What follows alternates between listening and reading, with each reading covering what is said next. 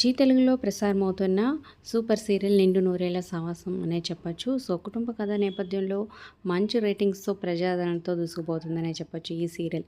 ఇక ఈ సీరియల్‌లో అరుంధతి అమరేంద్రగా యాక్ట్ చేస్తున్న పల్లవి గౌడ, అలాగే రిచర్డ్ జోష్. సో, వీళ్ళిద్దరూ ఎప్పుడు సోషల్ మీడియాలో యాక్టివ్‌గా ఉంటారనమాట.